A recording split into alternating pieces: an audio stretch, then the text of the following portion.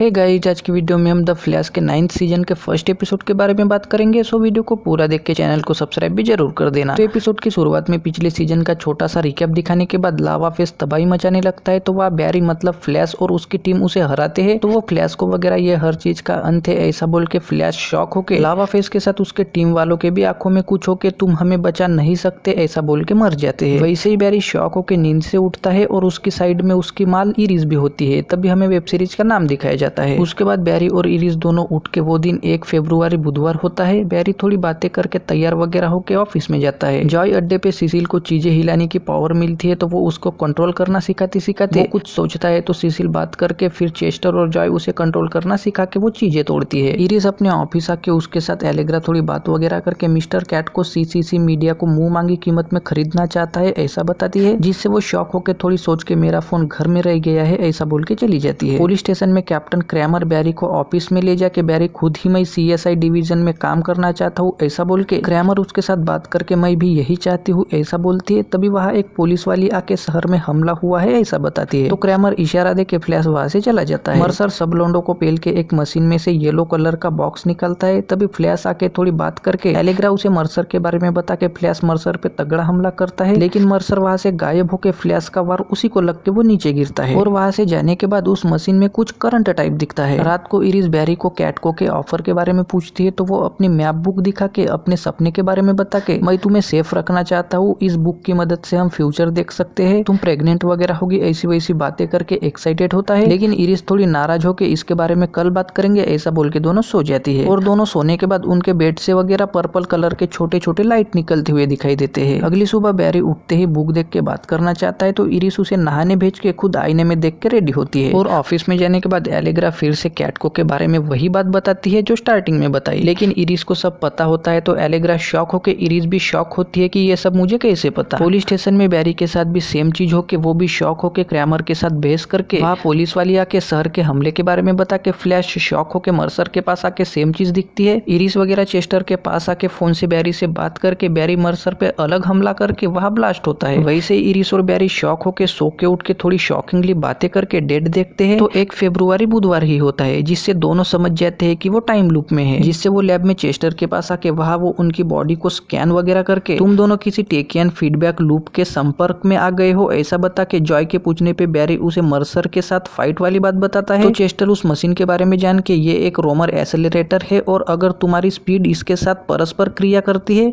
तो ये time loop जैसा प्रभाव पैदा कर सकती है ऐसा बताता है। तो इरिस वहां से निकलने का रास्ता पूछ के चेस्टर अगर हम एक्सेलरेटर की शक्तियों पे हाथ रखे तो इसके बारे में जान सकते हैं ऐसा बताते ही फ्लैश येलो बॉक्स लाके देता है, जिसे देख के चेस्टर ये एक क्वांटम बेस्ड माइक्रो सर्किटरी है ऐसा शॉक होके बता के उसे लेके सब वर्कशॉप में जाते हैं। इरिस भी बैरी से बात करके ऑफिस में जाके बार बार एक ही बात उसे सुनने को मिलती है। सर्किटरी पे कुछ एक्सपेरिमेंट करके वहाँ ब्लास्ट होके बैरी भी मतलब दोनों बार बार शॉक होके उठ के 1 फरवरी बुधवार को ही जीते हैं, जिससे बैरी परेशान होता है। उसी बीच एक बुधवार को इरिस मस्त खुशी से पैक वगैरह लगा के बैरी उससे बात करके पता चलता है कि इरिस कैटको के ऑफर को मना कर रही है, जिससे बैरी बताता है कि मैप बुक के हिसाब से तुम्हें उसके ऑफर को एक्सेप्ट करना चाहिए था, तुम ना बोल रही हो इसी वजह से हम टाइम लूप में है ऐसा वैसा बोल के दोनों में तगड़ी बहस होती है। और बैरी उदास होके वहां से जाके श्याम को जॉय और सेसिल के पास आके बुक फेंकता है तो दोनों उसके साथ बात करके उसे समझा के बैरी शांत होके घर आता है। साथ में इरिस के साथ थोड़ी इमोशनल बातें करके बुक जला के इरिस उसके साथ जोरदार चुम्मा चाटी करती है। अगली सुबह बैरी और इरिस खुशी से उठ के दोनों इरिस के ऑफिस में जाके वहाँ एलेग्रा को मैं सीसीसी मीडिया को बढ़ाने के लिए तैयार होके मैं अपने तरीके से काम करूंगी, ना कि कैटको के छत्र छाया में रहेंगे ऐसा वैसा बोल के दोनों स्विमिंग पूल में जाके पैक वगैरह लगाते हैं। और फिर दोनों क्रैमर के पास आके सीएसआई डिवीजन के काम के बारे में बात करके दोनों मर्सर के पास आके वो फ्लैश पे हमला करने ही वाला होता है कि इरिस उसे बंदूक से मार के चेस्टर वगैरह शॉक होता है। तभी मर्सर एक न्यूक्लियर बॉम्ब को एक्टिवेट करके गायब हो जाता है। तो चेस्टर वगैरह बैरी को बता के वो मशीन जैसे ही ब्लास्ट होने लगती है तो फ्लैश उसे फुल स्पीड में हाथ लगाता है, जिससे न्यूक्लियर बॉम्ब फटता तो है लेकिन किसी को कुछ भी नहीं होता और उसकी तरंगों में से लोग जिंदा रह के सब खुश होके रेडिएशन भी नहीं निकलता। तो चेस्टर और एलेग्रा जोरदार चुम्मा चाटी करते हैं, साथ में इरिस वगैरह भी खुश होती है। उसके बाद टाइम लूप खत्म होके गुरुवार के लैब में वो जॉय को वगैरह अपने टाइम लूप के बारे में बता के 57 टाइम हम बुधवार को जिए हैं ऐसा वैसा बता के इरिस को सू का कॉल आके वो बाहर जाके जॉय वगैरह मर्सर के पीछे कौन होगा ऐसा वैसा सोच के बैरी बाहर आके इरिस के साथ खुशी से बात करता है। सिसिल भी चीजें कंट्रोल करना सीख के बहुत खुश होके जॉय उससे थोड़ा इमोशनल होके बात करके शहर छोड़ने की बात करता है तो सिसिल भी शॉक होती है। केटलिन के फ़ोन से कोई फ्लैश को अलर्ट भेजती है तो वो उसके पास आके